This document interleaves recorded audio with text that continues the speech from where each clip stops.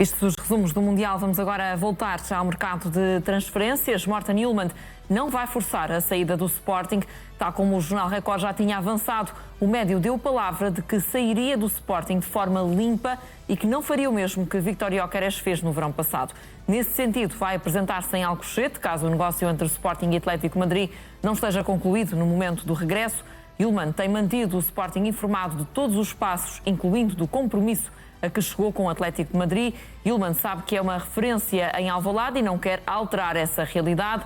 Neste momento falta o acordo entre os dois clubes, depois do Atlético de Madrid ter apresentado uma proposta de 30 milhões de euros mais 5 em bónus, ou seja, muito abaixo do valor combinado. Dá aqui, Mário, boas indicações de que poderá não haver novela ou continuas com algumas dúvidas? Olha, eu acho que neste caso vou ser como São Tomé, é ver para crer. Acho que vai haver uma data que será fundamental, o dia 11 de julho, que será a altura em que o Sporting vai iniciar o estágio no Algarve, e é aí que Hjulmand tem que se apresentar. Portanto, eu quero acreditar que o Atlético de Madrid vai resolver este problema até essa altura, de forma também a poupar o jogador a uma situação de se ter que apresentar. A verdade é que estamos perante um jogador que é muito temperamental, e nós já vimos isso. Estamos perante um jogador que não jogou com o Nacional no último dia de mercado de inverno porque havia uma proposta do Atlético de Madrid e manifestou logo o seu interesse em querer sair. É alguém que defende os seus interesses e os interesses do clube de uma forma calorosa e, portanto, eu não ponho as mãos no fogo por ele. Admito que ele, numa fase inicial, admite essa possibilidade de querer sair ou querer sair uma saída limpa, querer ficar, mas a verdade é que o Sporting, neste momento, tem para ali médios que também nunca mais acabam. E, portanto, se por acaso Hjulmand, por algum motivo, não sair, e a mim até me parece que os valores em causa, estamos a falar em 10 milhões de euros, a diferença, o que não é nada para o Atlético de Madrid. Ou seja, eles ofereceram 30 mais 5, o Sporting pede 40 mais 5, e, portanto, não me parece que isso seja suficiente para impedir que o negócio se concretize. Agora, há aqui outra situação que é preciso também começar a ver. Os clubes, assim que Hjulmand tem a oportunidade de acertar aquilo que vai ganhar no Atlético de Madrid, logo aí o clube que detém o passe fica em desvantagem. Porque provavelmente Hjulmand vai ganhar 3 vezes mais ou 4 vezes mais, fala-se quase em 10 milhões de euros por temporada, fala-se prémios, as possibilidades que tem, um salto qualitativo significativo entre o estar no Sporting e ir para o Atlético de Madrid. A partir do momento em que o Atlético de Madrid chega a acordo, já está a entrar dentro da cabeça do jogador. O Sporting vai ter que gerir esta situação. Eu acredito que Frederico Varandas também não quer uma situação Gyökeres, mas a verdade é que Frederico Varandas, depois da situação Gyökeres, foi o último a rir. E riu-se. O Sporting já vai quase em 71 milhões de euros que recebeu. O Arsenal está muito contente com ele. Gyökeres está contente no Arsenal, que até foi campeão de Inglaterra. E a verdade é que Frederico Varandas, nesse braço de ferro, acaba por ser ele a sair vitorioso.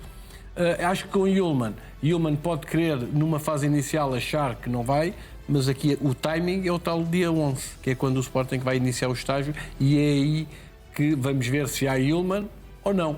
E depois aí é que vamos perceber se vai ser uma saída limpa ou nem por isso. Achas que vai manter esta postura, Zé? Hjulmand, imaginemos que as coisas não se fazem tão depressa como o jogador esperaria, tem mesmo de se apresentar em Alcochete. Vai manter esta postura? Eu quero acreditar que sim, mas não me esqueço desse episódio há poucos dias do fecho do mercado de inverno que levou a que o Sporting afastasse o capitão. Também não era expectável na altura, não é? Que Hjulmand tivesse esse comportamento? Digamos que o hábito faz o monge e muitas vezes as pessoas mudam conforme as circunstâncias, não é? E quando estamos a falar de dinheiro, as coisas podem, de facto, configurar outros cenários. Mas eu acompanho o Mário. Eu acho que o Atlético de Madrid vai resolver rapidamente esta situação. Eu acho que o facto de ter feito uma proposta abaixo dos tais 40 milhões é para ter alguma margem de negociação para não ir muito acima dos 40. A tal questão das variáveis, dos objetivos. E, portanto, a ideia com que eu fico é que um jogador que foi absolutamente nuclear, estruturante na equipa de Sporting, mereceu amplamente que, de forma até surpreendente, Ruben Amorim lhe tenha dado a braçadeira de capitão. Na altura ninguém percebeu muito bem porquê, mas veio a confirmá-lo em toda a linha. Um jogador de grande qualidade, um líder, um guerreiro, um jogador muito muito bom do ponto de vista técnico também, faz uma série de funções em campo e principalmente era o boss do Sporting. E, portanto, eu acho que, apesar de tudo isto, o Sporting talvez pudesse ter feito 50 milhões. Também não é grande a diferença, ou não é muito grande a diferença com Morten Hjulmand noutras circunstâncias, não ter chegado ao tal acordo, mas o acordo é meu entendimento que foi feito para garantir que Hjulmand não saísse atrás de Gyökeres, e aí as coisas tornavam-se muito mais complicadas se tivessem saído os dois escandinavos na mesma altura, e portanto esse acordo tácito acaba por baixar as expectativas que o Sporting podia ter em relação ao mercado, porque é assim, não há dúvida nenhuma que ninguém tem dúvidas, acho eu, que o Atlético de Madrid sabe, está cansado de saber que o Sporting tem um acordo com o Hjulmand por 40 milhões para ele sair. Apesar da cláusula de 80. Ele também não vale 80. Eu acho que vale mais que 40. Mas uma vez que acabou por ser útil ao Sporting a sua permanência durante mais uma temporada para não abrir ali um buraco muito grande com a saída de Gyökeres e a dele também, acho que o Sporting talvez consiga 40 mais 5 milhões de objetivos, atrevo-me a dizer, e provavelmente não mais do que isso. E Morten Hjulmand deixará com certeza uma página escrita a letras de ouro no clube, porque foi realmente um grande capitão e um grande jogador, mas a vida dele vai passar por outras paragens e provavelmente será mesmo no Wanda Metropolitano. Achas que, Mário, que fez bem o Sporting em fazer este acordo com Hjulmand, mesmo que isso possa custar ao clube alguns milhões neste mercado? Mariana, tu consegues, imagina só isto, consegues imaginar o Hjulmand, e já viste o Hjulmand várias vezes a contestar os árbitros e a falar durante os jogos. Consegues imaginar o Hjulmand a dirigir-se daqueles modos a Frederico Varandas? Provavelmente foi isso que aconteceu quando ele teve a proposta no último dia de mercado e achou que o Sporting estava a travar a progressão na carreira. E, portanto, teve essa postura. E, portanto, se nós gostamos de Hjulmand pela sua agressividade com que ele imprime no jogo, e os sportinguistas adoram Hjulmand precisamente por isso, depois há o outro lado, porque o feitio não muda muito. O feitio no campo e na vida é muito parecido. E, portanto, não há dúvida que Hjulmand quer seguir a sua vida, quer dar um salto qualitativo, quer melhorar a sua condição financeira, da sua família, e, portanto, isso aqui faz parte. Agora, nós começamos a ver e achamos que não é fácil também para Frederico Varandas gerir isto. Eu acho que Frederico Varandas só o conseguiu acalmar com a proposta de vamos fazer uma coisa parecida com Gyökeres e no final da temporada... Já tinha sido feito no início da época, não é? Pois, isso já tinham falado que existia essa possibilidade. E da tentativa de vender abaixo da cláusula. Um acordo que eu agora começo a achar cada vez mais que se calhar Trincão também teria uma coisa parecida e que, portanto, no tal fim de ciclo, no tal mudança, no tal novo Sporting de Rui Borges, este sim, à imagem de Rui Borges, o outro andou ali ainda com aqueles resquícios de Ruben Amorim, apesar de depois da tática ter sido a de Rui Borges e de Rui Borges ter conseguido implementar. Agora, será que os jogadores de Rui Borges? E, portanto, também é um risco para o treinador do Sporting, porque os adeptos não se esquecem que o Sporting, nos grandes jogos, frente a equipas portuguesas, frente a Benfica e frente a Futebol Clube do Porto, por vezes não consegue explanar o seu futebol como faz com as outras equipas. E isso também será aqui também um problema para Rui Borges. E avanço já, visto que Trincão renovou e vai sair agora, Rui Borges também renovou o contrato, mas também quando tiver que sair, vai sair e até vai ficar muito mais barato do que despedir Farioli ou do que despedir, por exemplo, Marco Silva. Veremos quando é que chegará esse momento, não sei se tens alguma informação já agora. Não tenho, mas acho que a tolerância também em Alvalade para com Rui Borges também vai ser tolerância zero. Muito bem, vamos também acompanhar o que vai fazer o treinador do Sporting aqui com vários desafios pela frente, porque há muitas mudanças em perspectiva no Sporting. Vamos voltar ao Benfica, que está a preparar-se para as saídas de Luca Bacchio e Prestiani. Admite vender os dois jogadores neste mercado de verão. Esta é uma notícia do Record, que acrescenta que por isso está em cima da mesa a hipótese de chegar à luz um outro extremo, além daquele que já estava previsto. O Record explica que Prestiani pode sair para os turcos do Trabzonspor, mas que ainda não há contactos oficiais com o Benfica. Além disso, também um clube espanhol e outros italianos sondaram os agentes do jogador. Quanto a Luca Bacchio, que está nesta altura no Mundial, ao serviço da Bélgica, também poderá sair, ainda que não tenha para já clubes interessados. Começando, Mário, por aqui, porque também já falámos de possíveis extremos para o Benfica e até foi o Zé que levantou essa questão, que depois até poderia haver a possibilidade de contratar 2 extremos caso houvesse alguma saída. Achas que entre Luque Bacchio e Prestiani algum deles sairá do Benfica? Eu acho que sim, até podem ser os 2, dependendo depois daquilo que vem. O Benfica, neste momento, acho que está num dilema, que é, tem que fazer dinheiro para contratar. Tem uma vontade de trazer jogadores, e nós já vimos vários nomes, alguns não são propriamente jogadores baratos, mas acho que estão ao alcance daquilo que o Benfica pode pagar. Mas a ideia é vender estes, pelo menos estes 2 ativos, o Prestiani e o Luque Bacchio, pelo valor de compra, de forma a financiar os seus substitutos. E isso para mim faz todo o sentido, porque os plantéis não podem ter 30 jogadores, os plantéis têm que ser reduzidos à imagem daquilo que o treinador pretende, e portanto é natural que exista uma competitividade, mas se o treinador já tem a sua ideia de jogo e sabe os movimentos que os laterais querem fazer, se estes laterais não podem ser adaptados estes extremos não podem ser adaptados àquilo que o treinador pretende, então é necessário ir buscar outros. E, portanto, há uns saem uns, entram outros. O Benfica vai continuar, independentemente daquilo que seja o sucesso ou não do Marco Silva ou da liderança do Rui Costa. Não há dúvida que estes grandes clubes é para continuar. E há ciclos que é preciso mexer, é preciso alterar. Houve contratações erradas? Houve. É preciso vender? Aí tem que falar com Jorge Mendes, lá terá que ir a comissão, o táxi, como dizia Luís Filipe Vieira, em relação àquilo que tinha que pagar a Jorge Mendes, mas Jorge Mendes aqui é que tem um papel importante. Nós às vezes achamos que os empresários só quando trazem bons jogadores aí é que fazem o seu papel. Não. O papel mais difícil às vezes é ter que colocar jogadores que desvalorizaram ao preço de jogadores que ainda são bons. E, portanto, isso é que é difícil, esse é que é o grande trabalho e é isso que o Benfica espera de Jorge Mendes, que consiga colocar Luque Bacchio e Prestiani com lucro e Luque Bacchio, pelo menos, pelo valor que o Benfica pagou. Não sei se achas, Zé, que esta decisão do Benfica, ou esta possível decisão do Benfica de vender Prestiani e Luque Bacchio já passará ou não por Marco Silva, mas, por exemplo, no caso de Luque Bacchio ainda não teve a oportunidade de trabalhar com ele. Achas que deveria dar essa oportunidade a um jogador que, a certa altura, na época passada, rendeu bastante ao Benfica, não é? Certo. Eu não sei se vão ser os 2, Prestiani e Luque Bacchio, acredito que pelo menos um, eventualmente os 2. Luque Bacchio tem uma cadência na mudança de clubes ao longo da sua carreira que fazem dele quase um globetrotter, não é? Sim. E, portanto, vamos ver se ele se vai manter ou se vai sair. Ainda está no Campeonato do Mundo. A Bélgica creio que vai jogar agora com os Estados Unidos. Sim. Quem sabe se um deles não será nosso adversário nos quartos de final. Seria bom. Portugal passar, assim seria será, muito não é? Bom.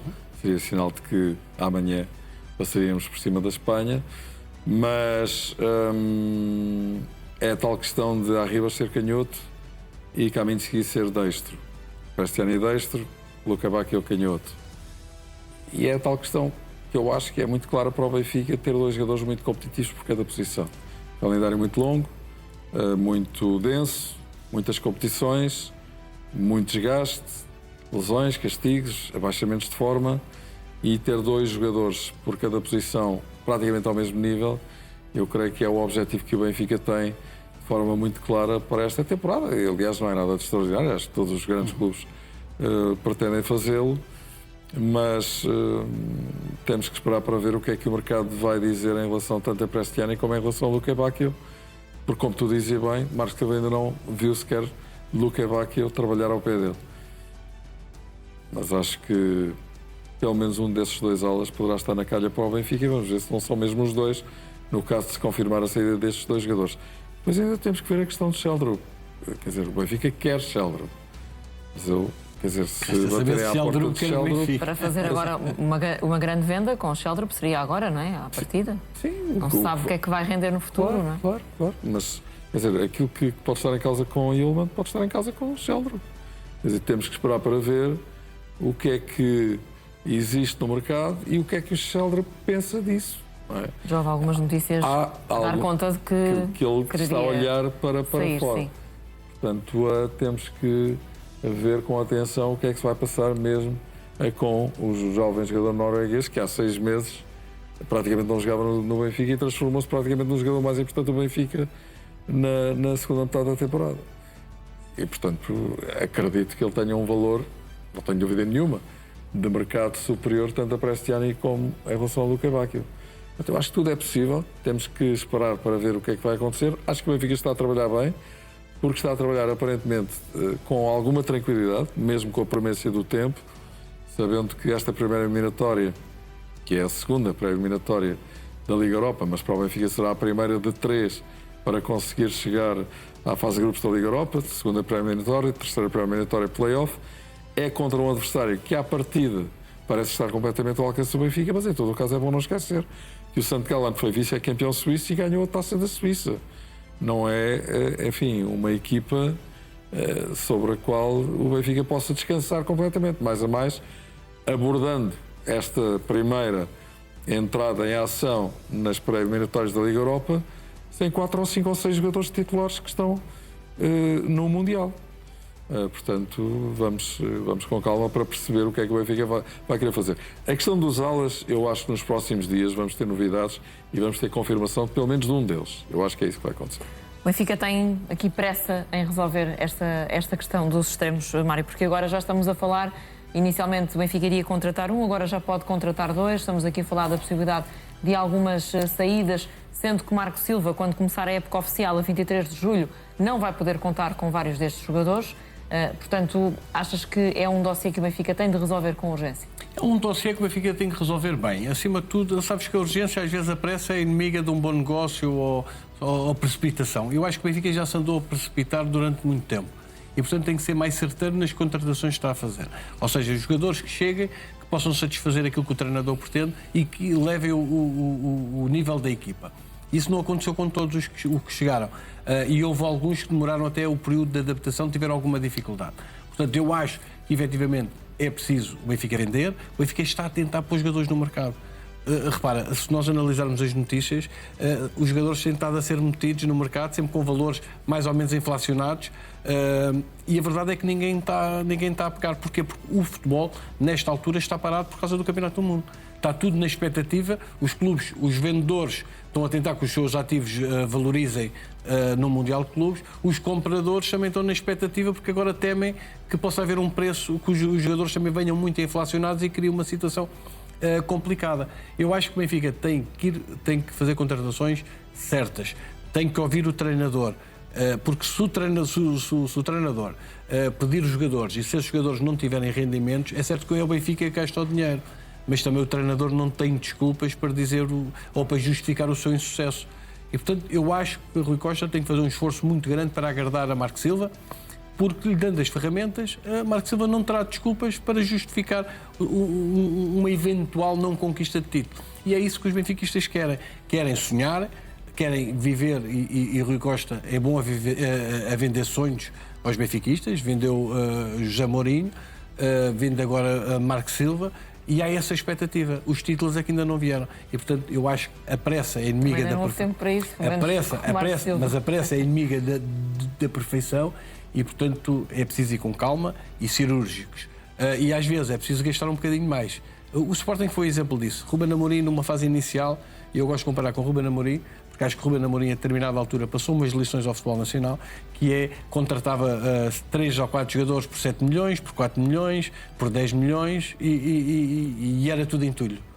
Quando começou a contratar por 20, 18, os jogadores apareceram.